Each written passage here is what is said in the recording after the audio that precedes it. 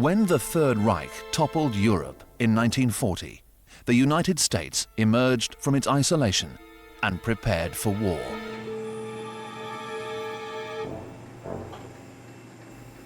From having a few hundred tanks in 1939, America's vast car industry became a tank production line overnight.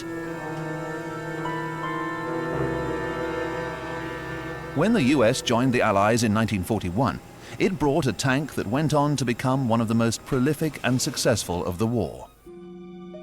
Known as the Lee by the Americans and the Grant by the British. It was America's answer.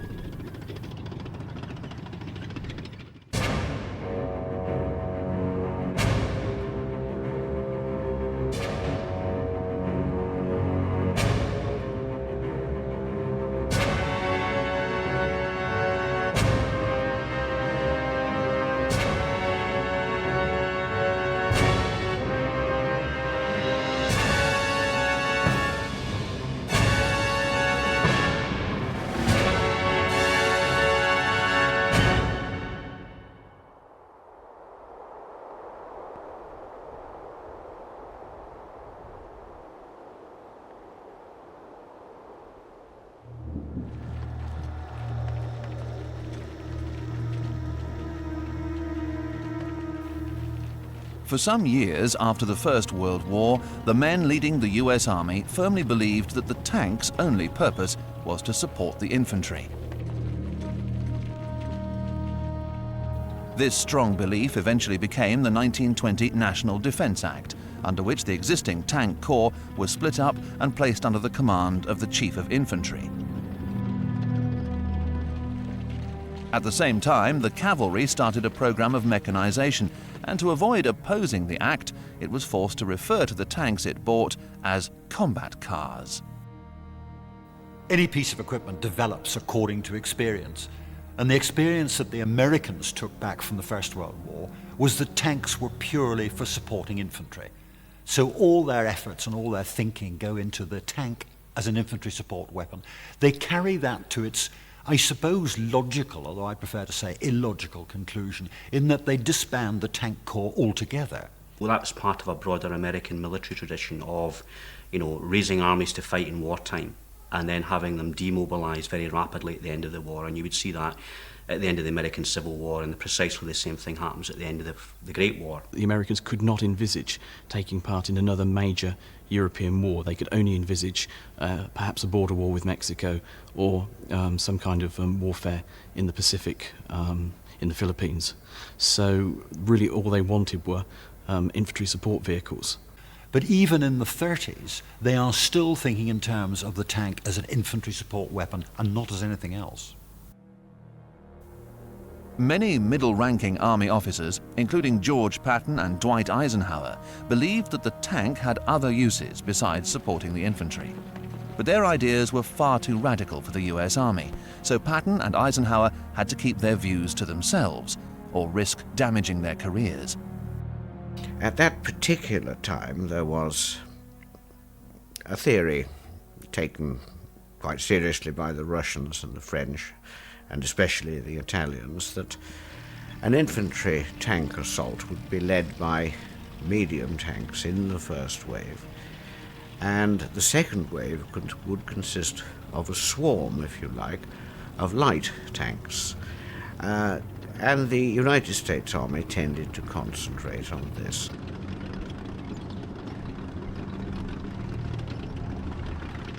The Secretary of War in 1927 goes to actually visit the United Kingdom and sees some of the early British tank manoeuvres and comes back and says, gosh, we ought to do something. And people like Sereno Brett and of course also Douglas MacArthur are well aware of the kind of limitations of the American military. MacArthur becomes Chief of Staff in 1931 and serves until 1936. But again, he's very much constrained by the kind of budgetary constraints that America's under. And remember, this is also the Depression. There's lots of pressure on public expenditure, and the army, and within that armour, is very much near the bottom of the pile.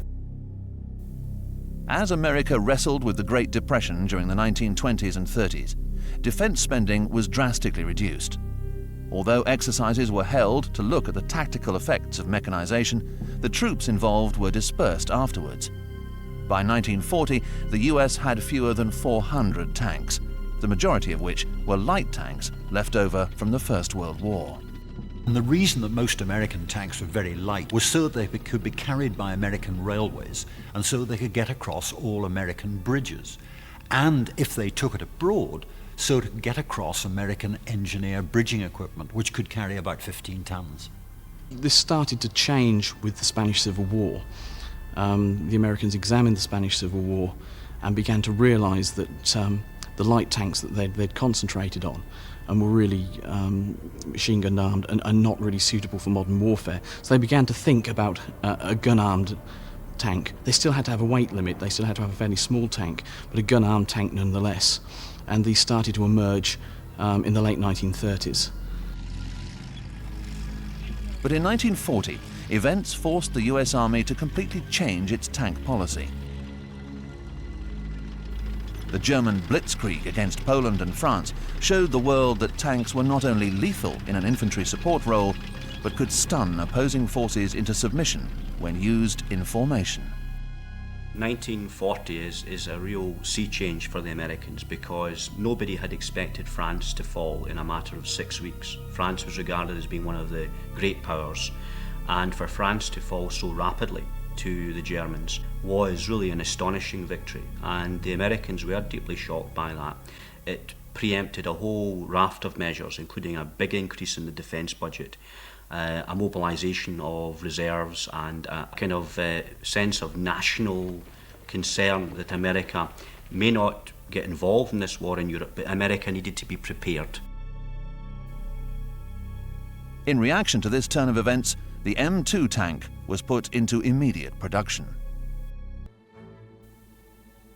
The chassis, engine and suspension of the M2 provided the basis for the M3 and M4 tanks that followed.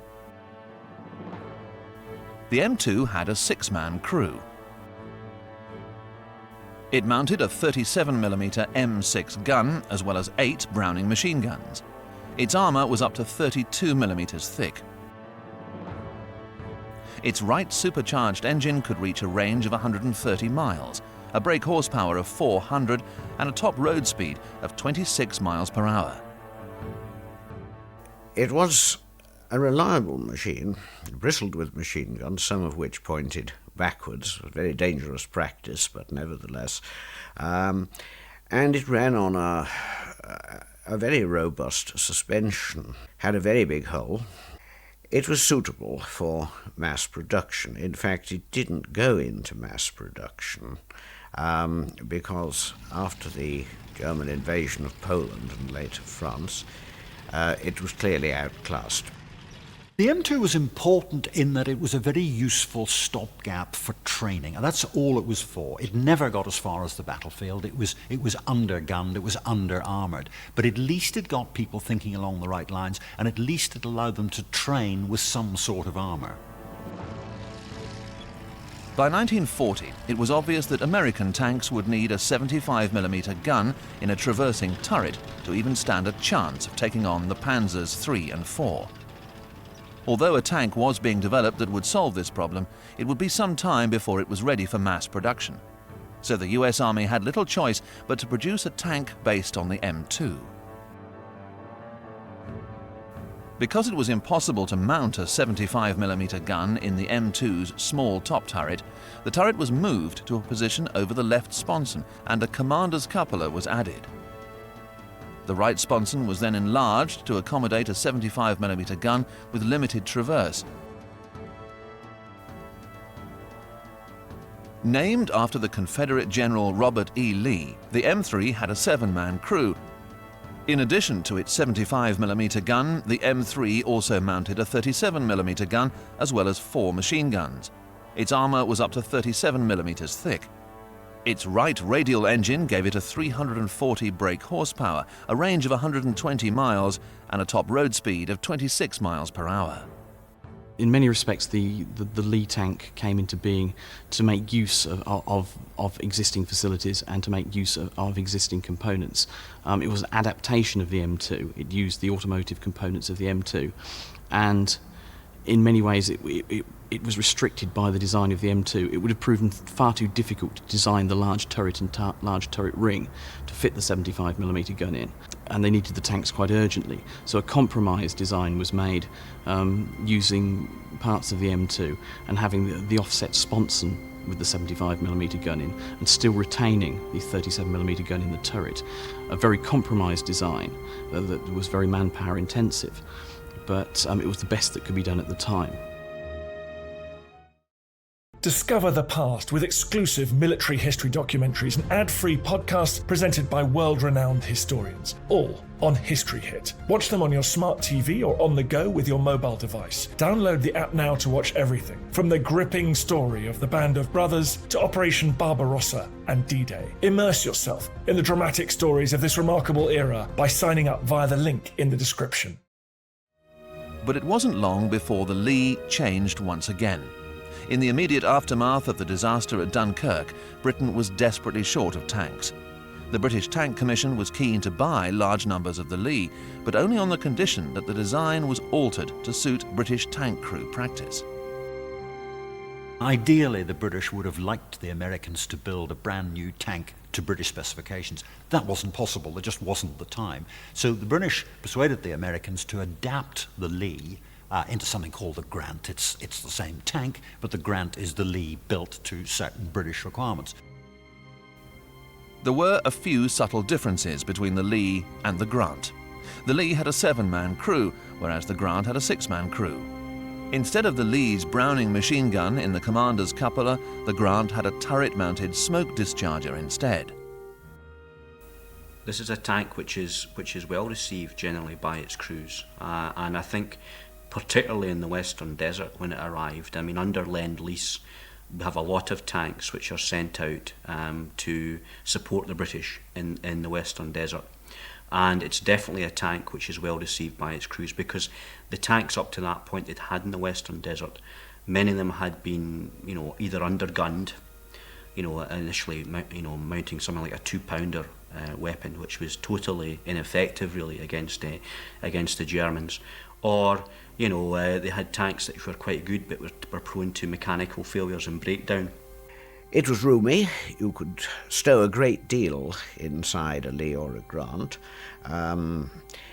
It was rather a noisy vehicle in some ways. The suspension squeaked a lot. You couldn't have a silent move towards your objective. Noise gave you away from miles away. It was hot, of course.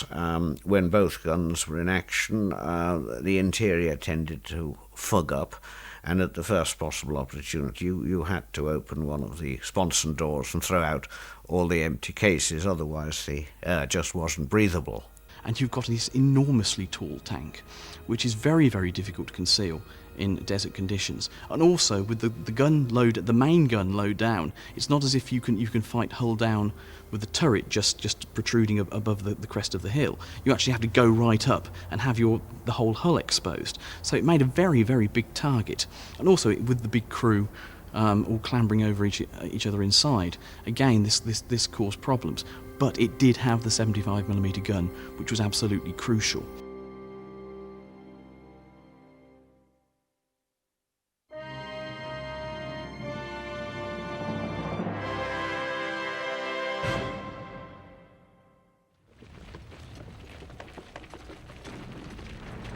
The North African campaign begins with the Italians invading from their colony of Libya into British Egypt. They then get a very bloody nose. The British trace them all the way back to Benghazi. At that point, the Germans get worried. They cannot allow their only major ally to be defeated completely in North Africa, so they reinforce.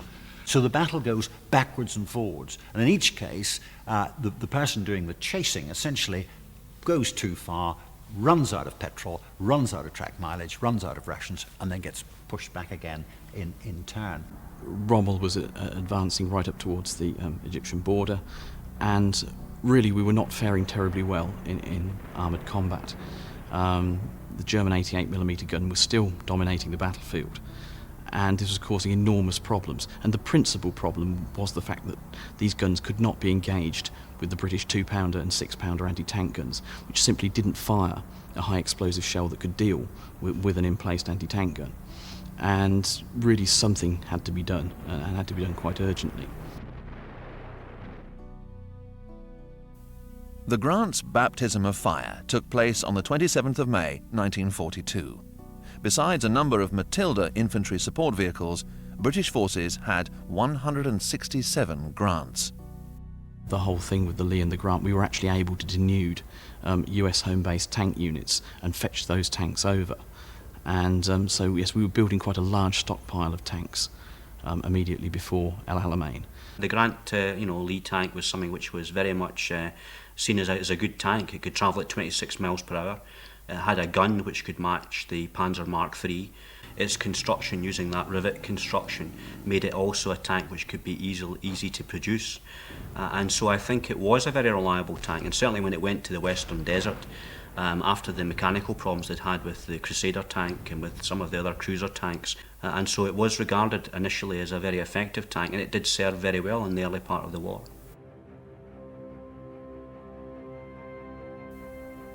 The British 8th Army occupied a line of defensive boxes linked by minefields running south from Gazala on the Mediterranean coast to Bir Hakeim. The Axis Army occupied parallel positions. Both armies were preparing to take the offensive, but it was the Axis who struck first. During the night of the 26th and 27th of May, two of Rommel's panzer divisions, a light division and the Italian armour division, began to swing round the southern flank of the British position at Bir Hakeim and drive northeast towards the coast. Although their progress was reported by South African armoured cars, this intelligence was not passed to the 4th Armoured Brigade. The disastrous result was that one of the brigade's regiments was caught deploying.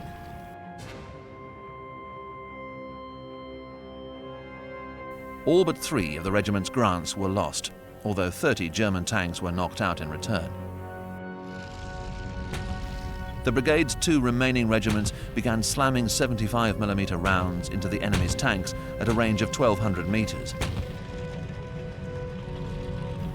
Shaken by the discovery, the Germans were forced to close the range to make an effective reply and suffered still further losses. Aggressive use of their anti-tank guns, however, began to sap British strength. The 4th Armoured Brigade was left with little choice but to pull back and regroup. As the battle for Gazala raged throughout the afternoon of the 27th of May, 2 brigades from the 1st Armoured Division entered the fray, accompanied by a regiment of Matildas. By evening, Rommel had lost a third of his tanks, and his plan was in ruins. It was a promising start for the Grant. Once the British stop Panzer Army Africa, now's the time to build up and drive them out of Africa altogether. And that's what the British want to do. They cannot allow the Axis to get any closer to Egypt. So what we now have to do is build up, and then when we're ready, punch. What actually happens is that both sides build huge obstacles of minefields and wire, and they sit glowering at each other. The classic example here is really attritional warfare. El Alamein is one of the first examples of that. The plan really is to grind down your opponent's armour using your minefields and your anti-tank weapons, and only laterally using your own armour, and then allowing your own armour then to go forward on the offensive. The Allies are well aware that the extended supply lines, that the Afrika Korps and the Italians are struggling to maintain those supply lines, and of course the British are still holding out in Malta, and that's also very critical in terms of the supply issue, because the British are able to operate out of Malta and intercept convoys and cause a lot of damage in terms of Rommel getting spare parts, fuel, munitions, and other things that he needs. Over the days that followed, Rommel found himself pinned back against the British minefields. At one stage, he admitted to a captured British officer that unless supplies got through, he would have to offer terms of surrender. Although the British were poised to ambush the vulnerable German army, they just couldn't concentrate the resources to do it. But the Allies paid dearly for this lost opportunity. The Italians managed to carve a path through the minefields, and supplies reached Rommel in the nick of time. When he was ready, he broke out into the open again, defeating the British armoured brigades one by one.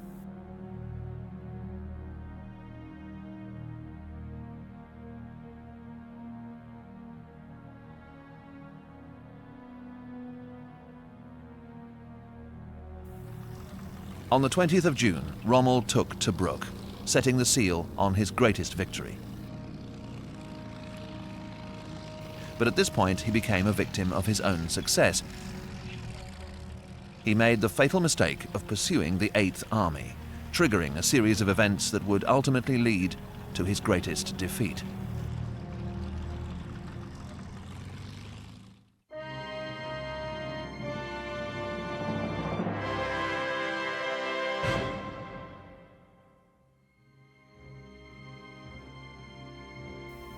By July, the Axis army had reached the outskirts of El Alamein. But Rommel found himself in a strategic straitjacket. He lacked the fuel either to continue his advance or retreat. Both armies consolidated their positions behind deep minefields.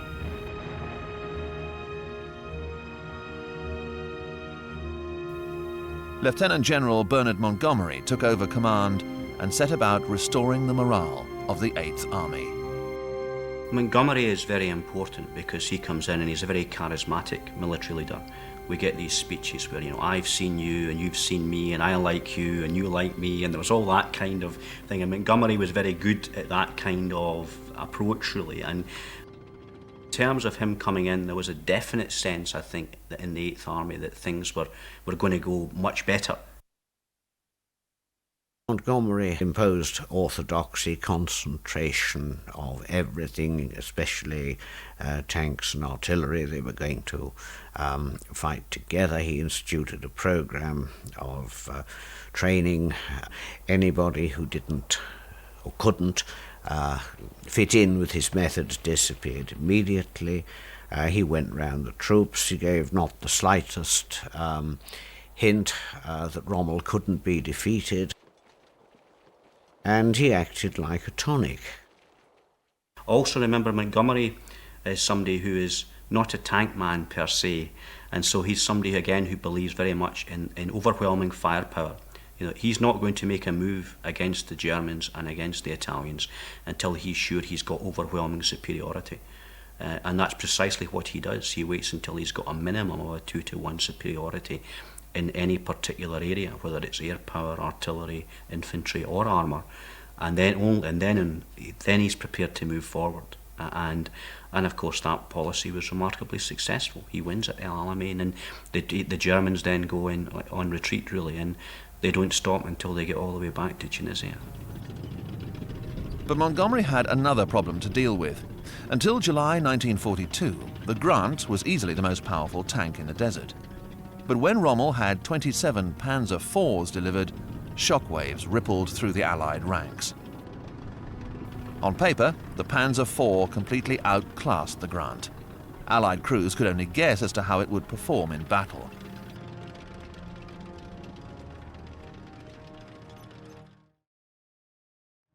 So the Grant was demoted from desert predator to Egypt's last hope.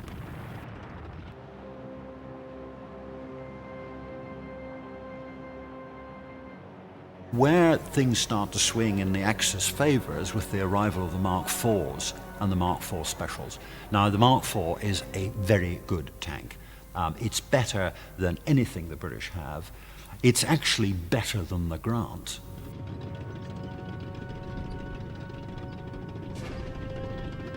I don't think the Grants met the Mark IV Special until the Battle of Alam Halfa.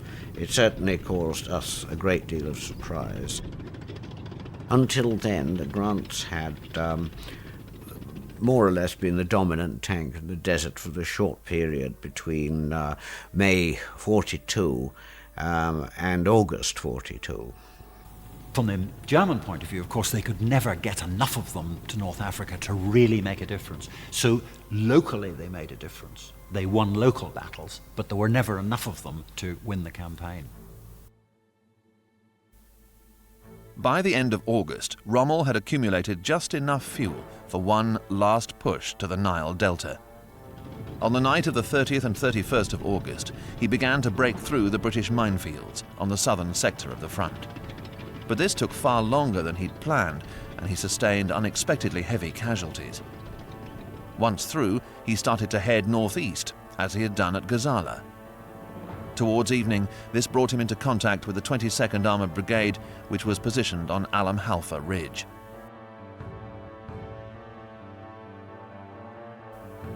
When the Germans turned east towards the position held by an infantry division, a clash became inevitable. When two tank regiments opened fire at close range, the German reaction was immediate.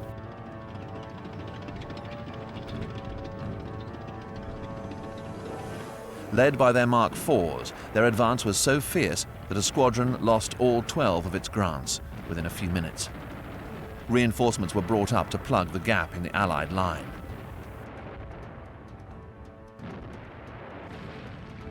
Meanwhile, the enemy continued to advance through concentrated artillery fire. They ran into a carefully concealed anti-tank gun position that knocked out several tanks at 100 meters, but did not stop. At this critical moment, with little daylight left, more Allied tanks advanced, making their presence felt at once. The German forces halted, although some of their tanks tried to work round the British flank towards the artillery. The next day, Rommel tried to pass the line of British tanks, but they could not break through. Crippled by an acute lack of fuel, and after sustained aerial bombardments, Rommel was left with little choice but to order a retreat back through the minefields, leaving behind a trail of destruction.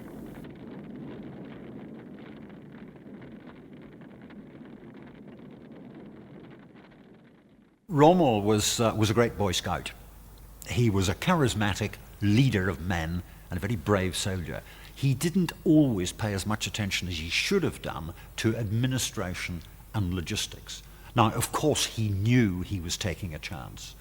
He reckoned that he had just enough fuel to make one go to try and get through the British defences and get to Egypt. He did try, and at Alam Halfa, of course, he fails. There was no other option for him other than to pull back, shorten his supply lines and go on the defensive. And if he did that, if he had shortened his supply lines and gone in the defensive, it would have handed the initiative to the Allies. And I think he knew that if that happened, the game was up.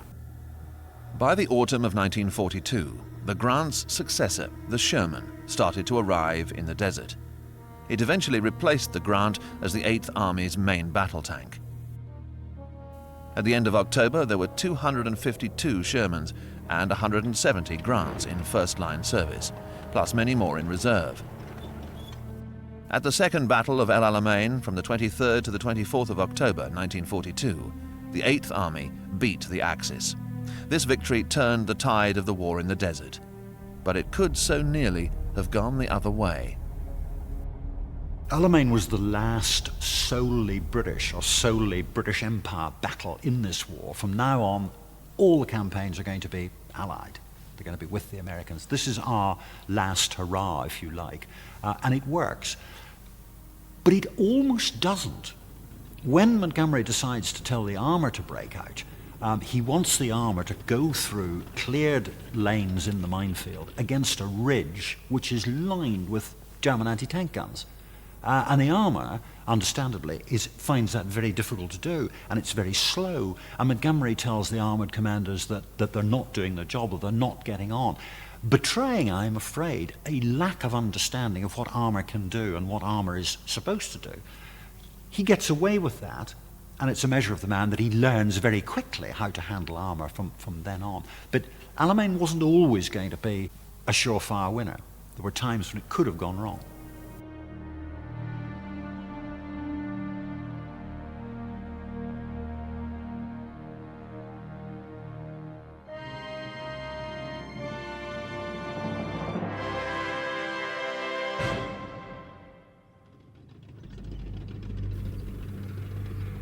After being defeated at El Alamein, Rommel salvaged what he could from his shattered army and began the long retreat that would end in the valleys of Tunisia. On the 8th of November, the Anglo-American First Army landed in Morocco and Algeria. Anxious to maintain its presence in North Africa, the Axis began shipping troops into Tunisia, hoping to fend off the First Army's advance from the west and Montgomery's 8th Army from the east. Winter rains held up operations for a while, but in February 1943, the Axis Supreme Command decided that a spoiling attack should be mounted against the inexperienced First Army. Using the sword and shield tactic, the aim was to break through the Kasserine Pass and threaten the Allies' lines of communication, forcing them to withdraw into Morocco. What was known as the German sword and shield tactic was simply the integration of anti-tank guns with tanks. In very broad terms, what you did was you had a screen of anti-tank guns, dug in, camouflaged. Your enemy is advancing, you halt them with your anti-tank guns, you knock off the leading tanks, everything halts, and then in comes the sword, which is your own armour, German armour, normally attacking from a flank. And that was the standard German tactic. And it took us a long time before we could do something about it. The 1st US Armoured Division, equipped mostly with Lee tanks, guarded the Kasserine Pass. Although the division was keen to get into action, it was completely inexperienced and knew little about the sword and shield tactics used by the panzer divisions. And as repeated attempts were made to break through to American infantry marooned on 3 hills beyond the enemy line, increasingly savage counterattacks did nothing but add to escalating tank losses.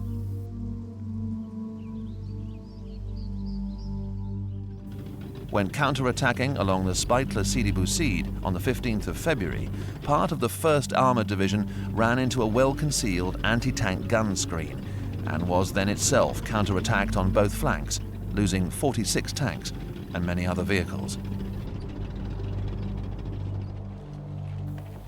Although the 1st Armoured Division eventually beat the Axis at Kasserine Pass, victory came at a high price. Hundreds of men lost their lives and many vehicles were destroyed. Harsh lessons were learned about the Lee Grant. Its high silhouette made it a prominent target. If one or both of its fuel tanks were penetrated, the tank would become an inferno in seconds. Events at Kasserine Pass showed the US what damage the Axis was capable of, and the devastating losses hardened up what had been a weak armoured division. It was a turning point for the Lee Grant, which was then promptly replaced by the Sherman as the main Allied battle tank in the Western arena. But the Lee Grant's battle career did not end there.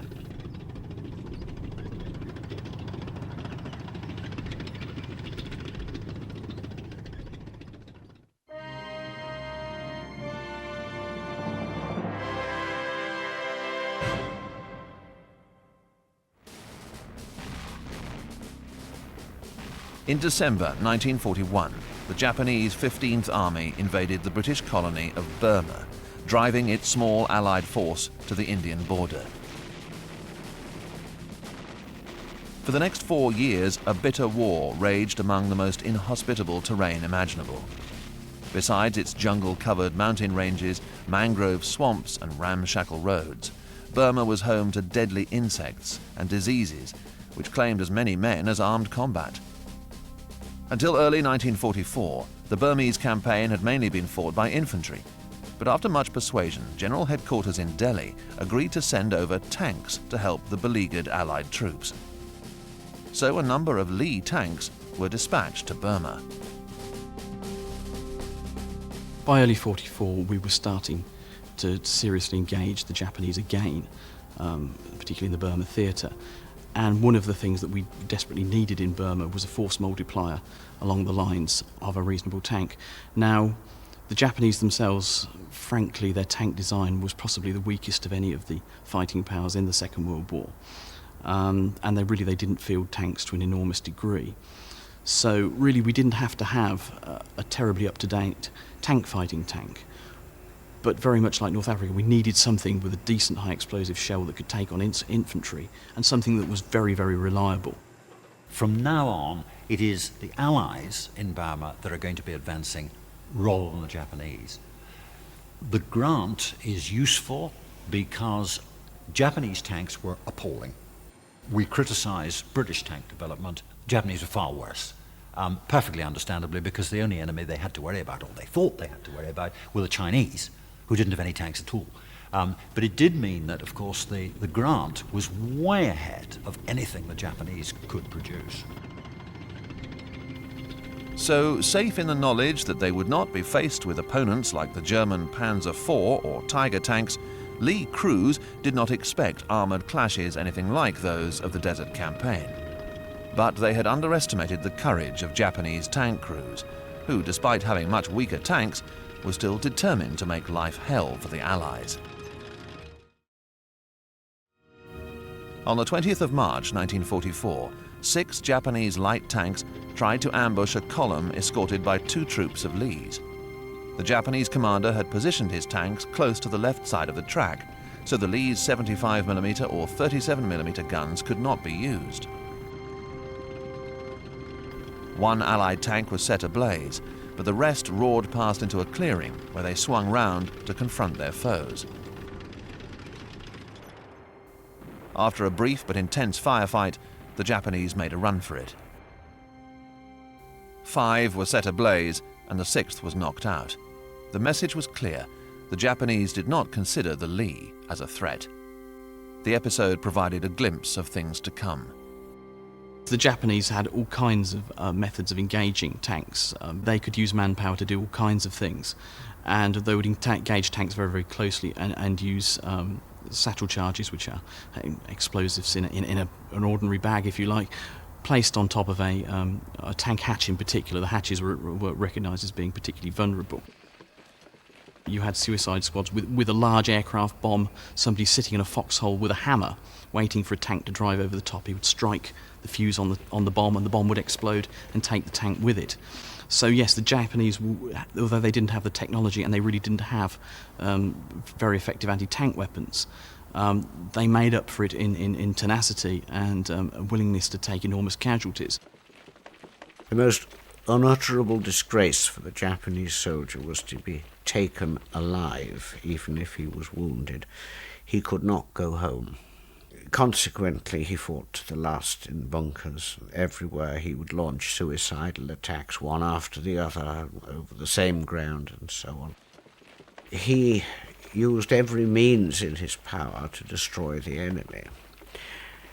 And if a tank represented a particular threat to him, he would do everything in his power to destroy that.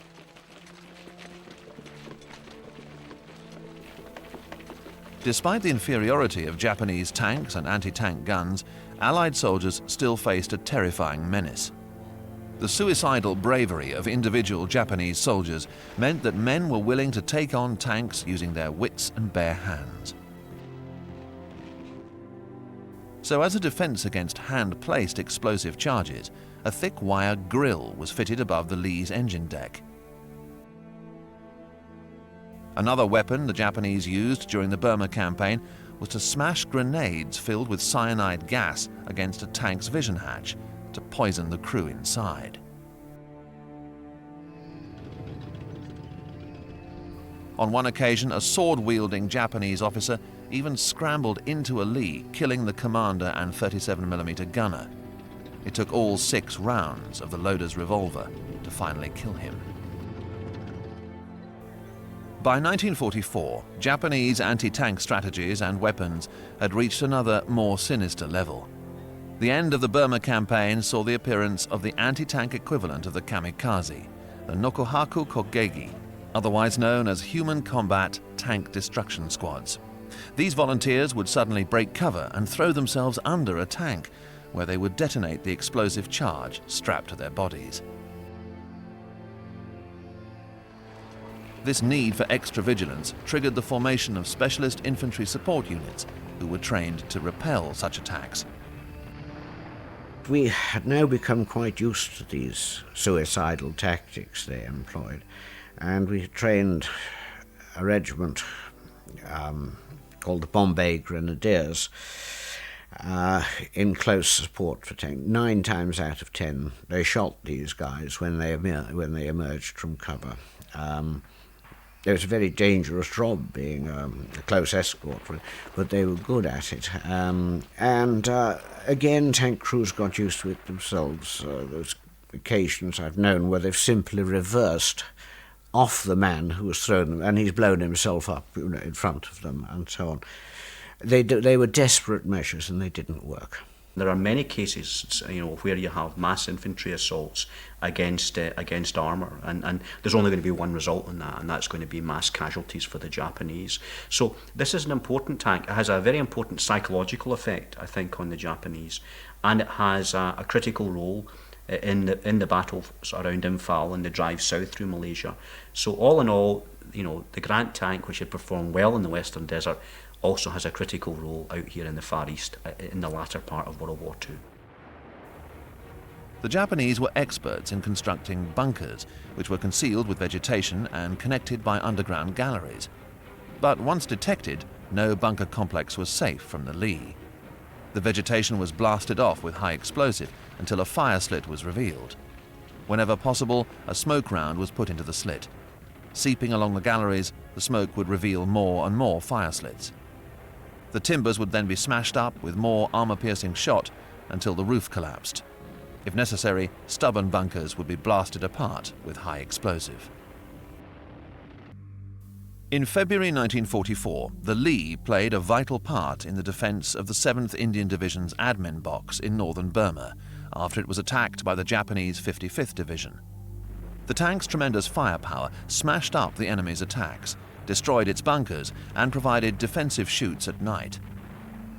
In one notorious incident, the Japanese captured the main dressing station, slaughtering patients and orderlies alike. After this atrocity, neither British nor Indian troops were willing to show the Japanese any mercy. Now, the admin box was basically 1,200 yards, or about 1,000 metres, of open paddy fields that were surrounded by jungle. And so what we have there is this very brutal battle of the admin box with dug-in British troops from the 7th Indian Division, but supported by the Grant tank.